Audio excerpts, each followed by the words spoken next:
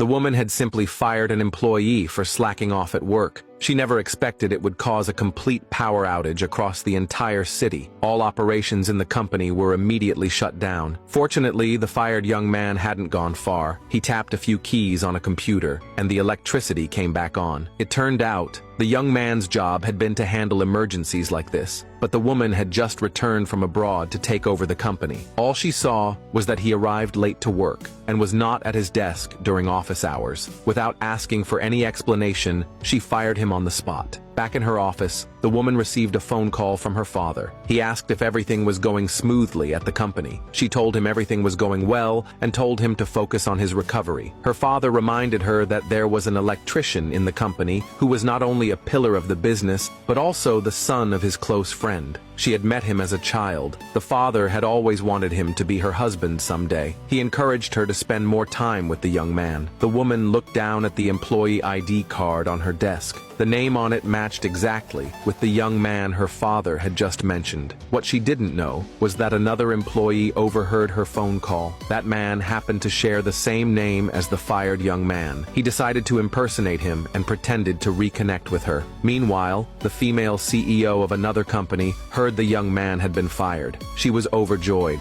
The young man was a well-known power grid expert. She had been trying to recruit him for 5 years. She quickly approached him and offered a $5 million annual salary, plus company shares, to get him to join her company. Back at the woman's company, there was another sudden power outage. Employees began complaining. Many files hadn't been saved, and all their work was lost. The woman told the impersonator to fix the problem, but 3 hours went by, and the power still hadn't been restored. The woman blamed the man, questioning how, as an expert, he could be so helpless. The man quickly explained that this was a large-scale citywide outage, and he didn't have access to the central grid. Suddenly, the woman had an idea. If her company could fix the city's electricity, they would become famous. She rushed with the impersonator to meet the Power Bureau chief. She insisted that her company was world-class in global electrical systems and promised to deliver a satisfactory result. The bureau chief told the man to give it a try. After a while, the lights came on. The woman and the chief were overjoyed, but the happiness was short-lived. The power went out again. The woman quickly called the man, asking in a whisper what had gone wrong. The man had no idea how to fix it. On the phone, he blamed the woman for showing off in front of the chief, then angrily hung up on her.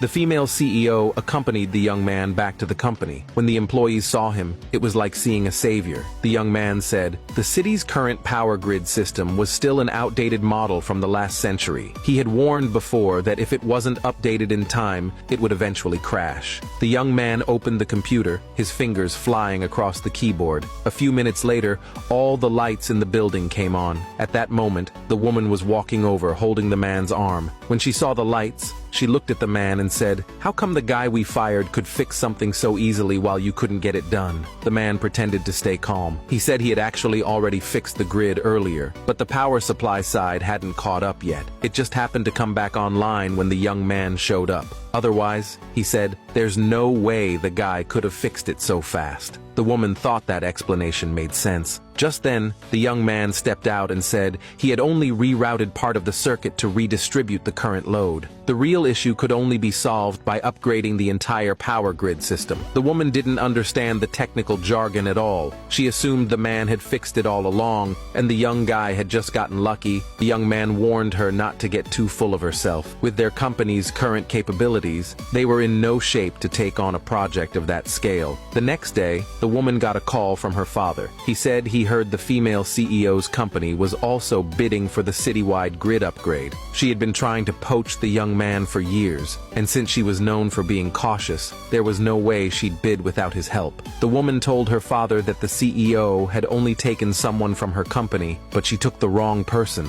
just a regular employee she had fired. The real electrical expert was still with her. Her father felt relieved after hearing that. He thought the CEO had really been tricked. He praised his daughter for being clever and strategic, and promised to let her take full charge of the company's electrical division. A subordinate reminded him that the woman was still quite young. Her father smiled and said that while he wasn't fully at ease yet, as long as the young man was by her side, there would be no problem. Meanwhile, the female CEO asked the young man what he thought of the bidding. He said their company still lacked a few key technical experts, but if she trusted him, he could help find the right people. The CEO told him she completely trusted him and that he should follow his own ideas boldly. Back at the other company, the woman was excitedly telling the man that her father had handed the entire grid division over to her. The man smirked to himself, thinking that if he won over the woman, the whole company would soon be his. Suddenly, the secretary rushed in, informing the woman that the core grid team had all just resigned. The woman panicked. The bidding was right around the corner,